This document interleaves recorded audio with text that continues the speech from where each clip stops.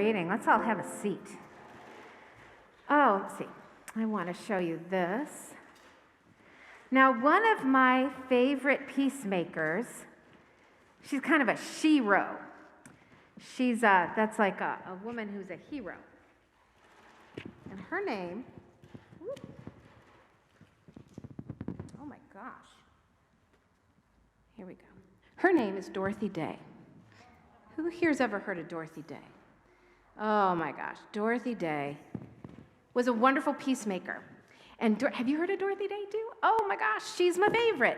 And Dorothy Day would love this gospel because she wanted the world to be peaceful. And she knew that the way to be peaceful was to love people who were difficult to love. In fact, she had this saying. This is how she lived her life. She said, "We need to make it easy for people to be good. How can we make it easier for people to be good?" And that's another way of saying, well, how can I love people who hurt me? How can I love my enemies? How can I do that? And she said, well, we just try to make it easier for people to be good.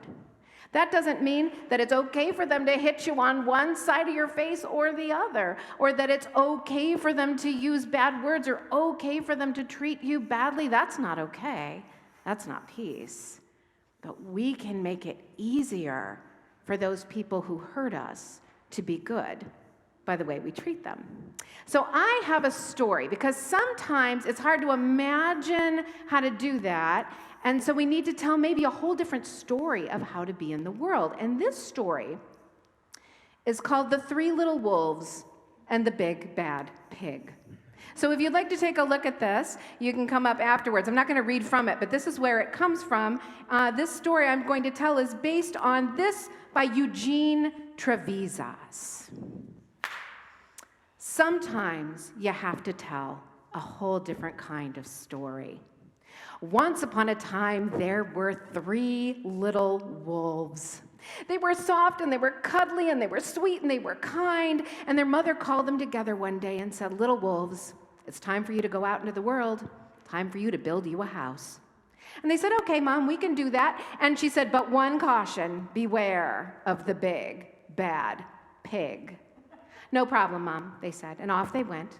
And as they were making their way, they saw a kangaroo who had a wheelbarrow full of bricks.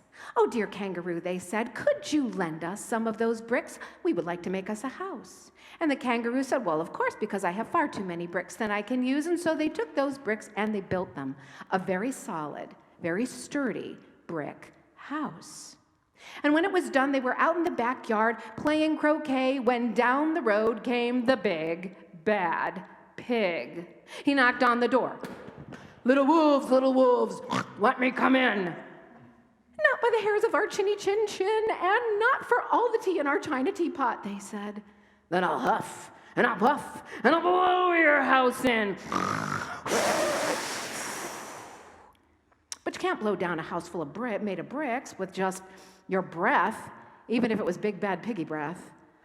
And so the big bad pig, they didn't call him big and bad for nothing. He went down and he came back and he had a sledgehammer and he sledgehammered that house all the way down till it was nothing but rubble. Those poor little wolves got away with barely their tea in their teapot. Well, they thought perhaps we just need to build a stronger house. And so it happened over and over again. The three little wolves would build an even stronger house, and the big bad pig would come down, try to blow it down with his big bad piggy breath, figured out he couldn't do that, would go back, get something, knock it down. So they built a house out of poured concrete, and the big bad pig came and knocked it down with a jackhammer. And they built another house out of iron bars and barbed wire and reinforced steel. And the big bad pig came back and blew it up with dynamite. "Well," said the three little wolves, "perhaps we're going about this all wrong. Perhaps it's our building material. Perhaps we need to think about this a whole new way." And just then, down the road, came a flamingo with a wheelbarrow full of flowers. "Ah," said the three little wolves, Perhaps this is our answer. And so they said, "Dear flamingo, could you please lend us some of your flowers? We would like to build a house." And the flamingo said, "Sure, I have far more flowers than I can use." And the three little wolves built themselves a lovely house of flowers.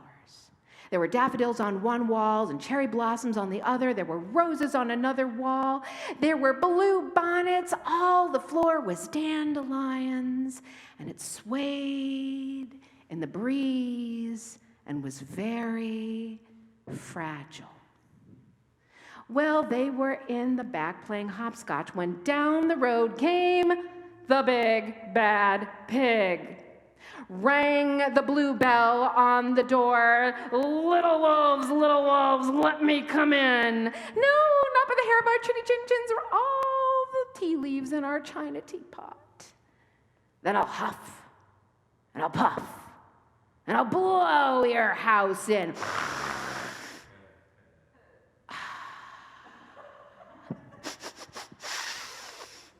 Oh.